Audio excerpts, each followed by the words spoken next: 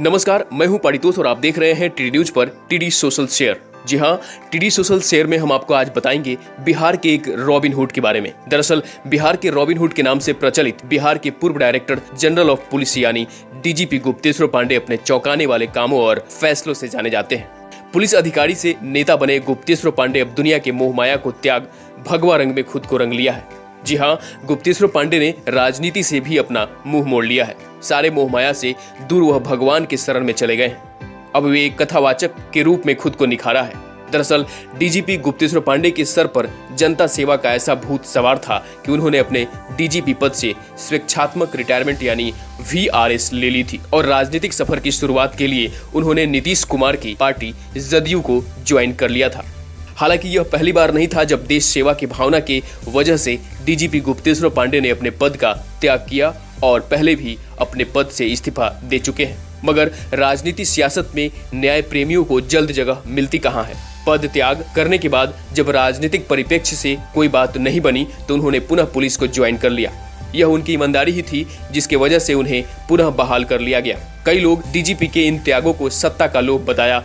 यह कहना गलत होगा कि वह नेता का पद नहीं चाहते थे, मगर उनके मकसद निश्चित रूप से कुछ लोगों के सोच से भिन्न है। गुप्तेश्वर पांडे की अगर शिक्षा की बात किया जाए तो वह 12वीं की कक्षा में प्रथम श्रेणी से पास होने के बाद पटना विश्वविद्यालय में नामांकन कराया। 1986 में IRS बने पर इस नौकरी से संतुष्ट नहीं थे। उन्होंने दोबारा UPSC की परीक्षा दी और IPS बने। अपनी अब तक की प्रशासनिक सेवा में Gupteshwar Pandey ASPS, SP, DIG, IGD के पद पर बिहार के 26 जिलों में काम कर चुके हैं। उन्होंने 1993 में बेगूसराय और 1996 में बिहार के जहानाबाद में अपराध रोकने में इनका सबसे बड़ा हाथ माना जाता है। इसके अलावा बिहार में शराबबंदी भी सख्ती से लागू कराने में इनका बहुत बड़ा योगदान रहा है। नीतीश कुमार के ड्रीम प्रोजेक्ट पूर्ण शराबबंदी को पूरा करने में मदद के लिए गुप्तेश्वर पांडे द्वारा नशा मुक्ति और शराबबंदी को लेकर हाल के दिनों में चलाए गए अभियान की वजह से काफी चर्चा में भी रहे थे।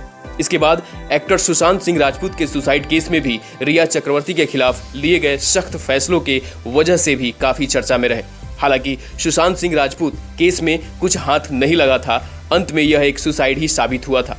गुप्तेश्वर पांडे अपने प्रशासनिक करियर के दौरान एक अच्छे प्रतिनिधि के रूप में भी जाने जाते हैं। किसी से कैसे काम करवाया जाए यह उन्हें अच्छे से पता होता है। शायद यही कारण है कि वो एक अच्छे नेता के रूप में भी पहचाने जा सकते थे, मगर पार्टी से टिकट न मिलने पर जनता का प्रतिनिधित्व करने का सपना बन के रह गया था।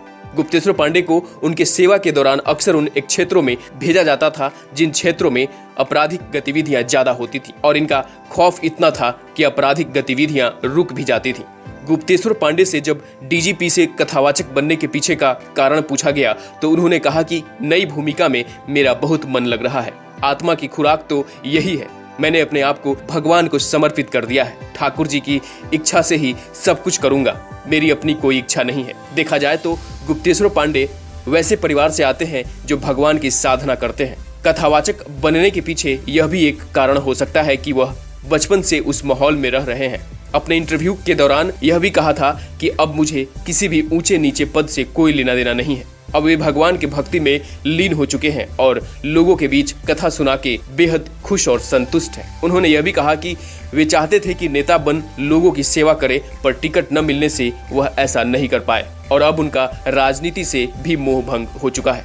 खैर, बड़े से बड़े इंसान को अंत में उसी भगवान के पास जाना है और इस बात को गुप्तेश्वर पांडे अच्छी तरह जानते हैं। अपने इस नए कथावाचक के रूप में वह खुद को लोगों और भगवान के प्रति समर्पित करके एक बार फिर खुद को एक अच्छे व्यक्तित्व के रूप में साबित कर दिया है।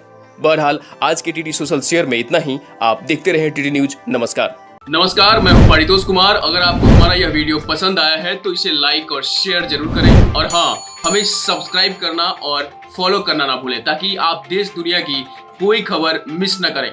चाहे कोई ब्रेकिंग न्यूज हो या कोरोना वायरस से जुड़ी कोई भी अपडेट, पॉलिटिक्स हो या आपके हक से जुड़ी कोई खबर, इलेक्शन की कोई न्यूज हो, कंट्रोवर्सी की कोई न्यूज हो या फिर कोई वायरल वीडियो, सब कुछ मिलेगा टीडी न्यूज पर। तो जुड़े रहिए हमारे साथ और देखते रहिए टीडी न्यूज, सच्ची और बड़ी खबर।